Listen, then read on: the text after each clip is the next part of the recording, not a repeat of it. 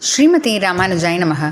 पार्थाय प्रतिबोधितां भगवता नारायणेन स्वयं व्यासेन ग्रथितां पुराणमुनिना मध्ये महाभारतम् अद्वैतामृतवर्षिणीं भगवतीम् अष्टादशाध्यायिनीम् अम्ब त्वामनुसन्दधामि भगवद्गीते भवद्वेषिणीम्। நாள்தோறும் பகவத்கீதையில் இப்போ நம்ம பார்த்துட்ருக்கிறது 14வது அத்தியாயம். இப்போ கடந்த சில ஸ்லோகங்களாக பார்த்திங்கன்னா பகவான் இந்த 3 குணங்கள் சத்வம் ரஜஸ் தமஸ் ஆகிய 3 குணங்கள் எப்படி வெளிப்பாடாகும், அதாவது ஒவ்வொரு குணம் என்னென்ன தன்மை நமக்கு என்னென்ன நம்மளை செய்ய தூண்டும் அப்படின்றதெல்லாம் சொன்னார். பிறகு ஒவ்வொரு குணமும் மரணமடைகிற சமயத்தில் அதிகமாக இருந்ததுன்னா அடுத்த பிறவி எப்படிப்பட்ட பிறவியாக கிடைக்கும் அப்படின்ட்டு.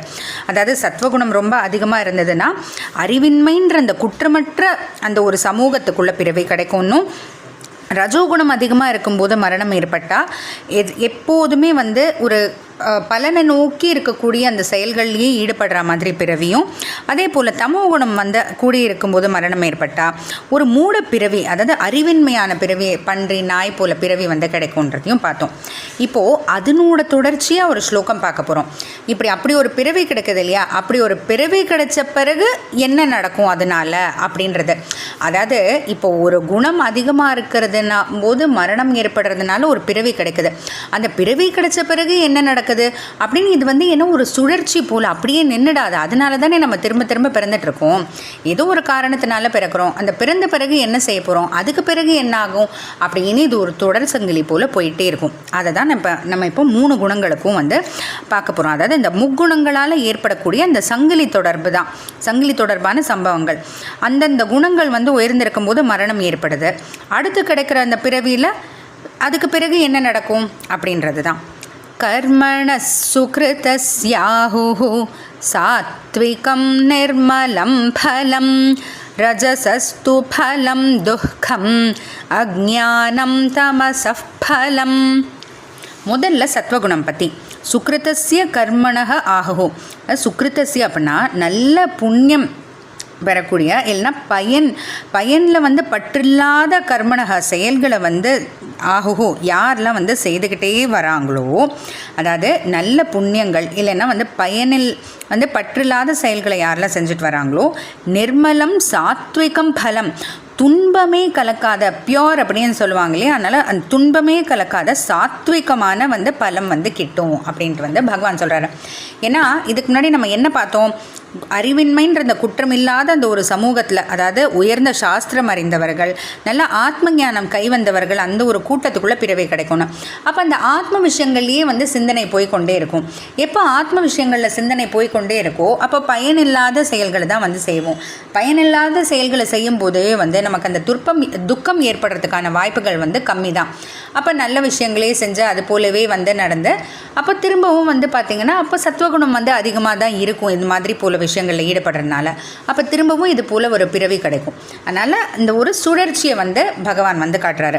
அடுத்து ரஜோகுணம் மரணம் ஏற்பட்டால் அப்படின்னா, அதாவது ரஜோகுணம் அதிகமாக இருக்கும்போது மரணம் ஏற்பட்டால் ரஜசஸ்து பலம் துக்கம், ரஜசஹது துக்கம் பலம். பயனில் இப்போ என்ன பார்த்துட்டோம், ரஜோகுணம் அதிகமாக இருக்கும்போது மரணம் ஏற்பட்டால் எப்படிப்பட்ட பிறவி, பயன்லேயே ஆசை இருக்கிறா போல் செயல்கள் செய்யக்கூடிய அந்த ஒரு பிறவி கிடைக்கும்.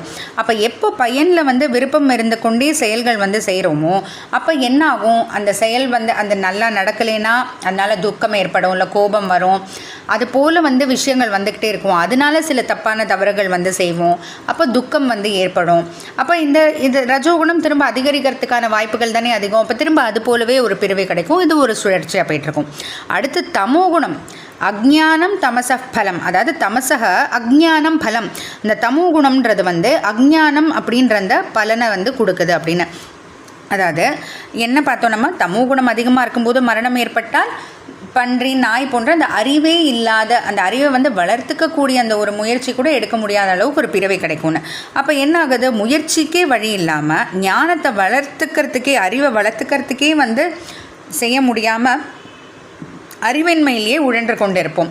ஏன்னா நம்ம செய்கிறது தப்பா சரியா அப்படின்னு கூட தெரியாத அளவுக்கு வந்து செஞ்சுக்கிட்டு அப்போ மேலும் மேலும் பாவங்கள் சேர்ந்து அப்போ தமோகுணம் அதுலேயே வந்து உழன்று கொண்டு திரும்ப தமோகுணம் அதிகமாக இருக்கும் போதவே மரணம் ஏற்பட்டு திரும்ப அதே போல் ஒரு பிறவி கிடச்சி இது போலேயே ஒரு சுழற்சியில் இருந்துகிட்ருப்போம்.